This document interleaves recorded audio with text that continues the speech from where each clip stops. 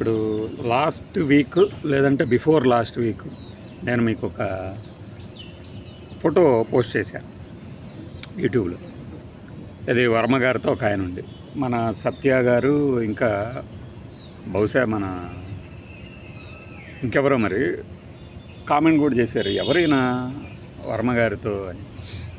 నాది అదే డౌట్ అని సత్య అనబడు ఒక ఐడి నుంచి కూడా మనకు ఒక ఎంక్వైరీ వచ్చింది.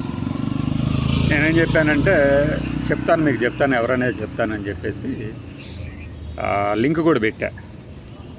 ఇదంతా దేనికంటే ఇప్పుడు మన సూపర్ స్టార్ కృష్ణ గారి అబ్బాయి సూపర్ స్టార్ మహేష్ బాబుకి ఉన్న క్రేజు, ఆయనకున్నటువంటి ఒక మ్యాగ్నానమిటీ లేదంటే ఒక విశ్వజనీయత. మహేష్ బాబు అంటే ఎవరైనా సరే నెగిటివ్ మాట్లాడరు, ఉండొచ్చు, మనిషికి ఉంటాయి కాబట్టి ఉండొచ్చు. కానీ మహేష్ బాబు గారు అంటే ఒక సినిమా డైరెక్టర్లకి, ప్రొడ్యూసర్లకి, నటీనటులకి అందరికీ ఇష్టమైన నటుడు. ఎందుకు అంటే కృష్ణ గారి అబ్బాయి కాబట్టే కాదు, సొంతంగా ఆయనకంటూ ఒక ఇమేజీ, ఒక నటనా శైలి ఉంది కాబట్టి.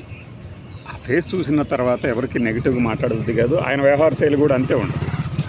అలాంటిది 2012లో ఆ బిజినెస్ మ్యాన్ సినిమా రిలీజ్ అయిన తర్వాత, అంటే నేను చెప్తున్న వ్యక్తి ఎవరంటే మహా ఛానల్లో ఉన్న ఆయన, మనకి బాగా ఆప్తులు, ఆయన కూడా అలానే అనుకోవచ్చు మనల్ని. శివరాం ప్రసాద్ గారు చేసిన ఇంటర్వ్యూలో రామ్ గోపాల్ వర్మ గారితో, రాజమౌళి గారు నాకు ఒక బుక్ ఇస్తాను, సినిమా అసలు ఏం చేస్తే హిట్ అవుతుంది, ఏమేమి ఉండాలి ఒక హిట్ కావాలంటే అని చెప్పి ఒక బుక్ రాశాను అని ఇచ్చారట. అది ఇచ్చిన కొన్ని రోజులకే మహేష్ బాబు బిజినెస్ మ్యాన్ సంబంధించిన సినిమా చూసిన తర్వాత బుక్ చించి పడేశాను అని నాకు చెప్పారు. మీరేం చెప్తారు ఒక సినిమా హిట్ కావాలంటే అని వర్మ గారిని అడిగారు. అంటే అది 1:45 ఉంటుంది. అది చాలా ఈస్థెటికల్గా లేదంటేనేమో కలెక్చువల్, అకాడమికల్గా ఇద్దరు పెద్ద పెద్ద మేధావులు ప్రపంచంతో సంబంధం లేకుండా మాట్లాడుకున్నటువంటి ఇంటర్వ్యూ లాగా అనిపిస్తుంది. నేను ఏ ఇంటర్వ్యూ చూసినా మొత్తంగా చూస్తాను కాబట్టి అది మొత్తం చూశాను. ఆయనకు అదే అభిప్రాయం చెప్పాను. ఇప్పుడు అందులోంచి ఆ బిట్ తీసుకొని వైరల్ చేశారన్నమాట. మహేష్ బాబు యాక్టింగ్ చూసి బుక్కు చించి పడేసిన రాజమౌళి ఇలా. అది అంటే ఆ స్క్రీన్ ప్లే, పూరి జగన్నాథ్ గారి స్క్రీన్ ప్లేనే కాదు, ఒక హీరో అనేది ఎలా ఉండొచ్చు అనే అన్ని రూల్స్ని బ్రేక్ చేశారు.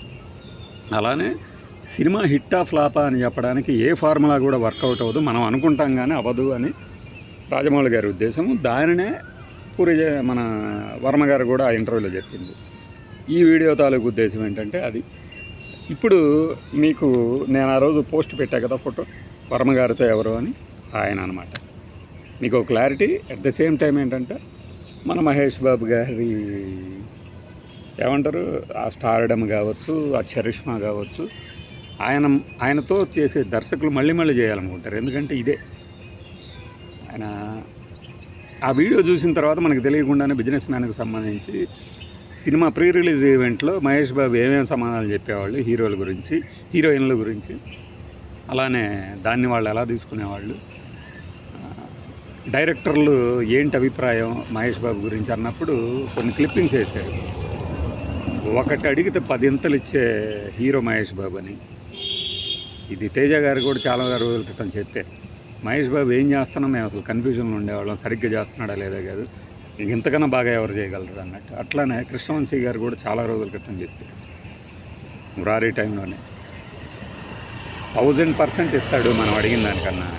ఇక అంతకు మించిన కాంప్లిమెంట్ ఏముంటుంది, మనం ఎంత పిండుకుంటే అంత. అందుకనే చాలామంది మహేష్ బాబుతో దర్శకత్వం వహించాలని ఎందుకు అనుకుంటారంటే ఆయన ఇచ్చే ఇది, ఆయనతో ఇప్పుడు జగన్ గారి మాటలు, పూరి జగన్ గారి మాటలు, ఆయన ఇచ్చే కిక్ అనమాట, మళ్ళీ చేయాలనిపిస్తుందని. ఆ ఫంక్షన్లో ఉన్న శ్రీను వైట్ల 2 సార్లు చేశారు, ఆ బ్రహ్మోత్సవం శ్రీకాంత్ అడ్డాల 2 సార్లు చేశారు, పూరి జగన్నాథ్ గారు 2 సార్లు చేశారు, గుణశేఖర్ గారు ఇంకా 3 సార్లు చేశారు. అంటే మహేష్ బాబు గారికి ఉన్నటువంటి యాక్సెప్టబిలిటీ, కథ ఒకసారి అంగీకరిస్తే ఇక వేళ్ళు బెటరు, తన యాక్షన్ తాను చేసుకుంటారు. ఈ సందర్భంగా నేను మీకు చెప్పదలిచాను. అసలు రాజమౌళి గారు బుక్ చించేయడం వెనక, దాన్ని బయట పెట్టడం వెనక ఉన్న కర్త ఎవరయ్యా అంటే శివరాం ప్రసాద్ గారు. బాయ్.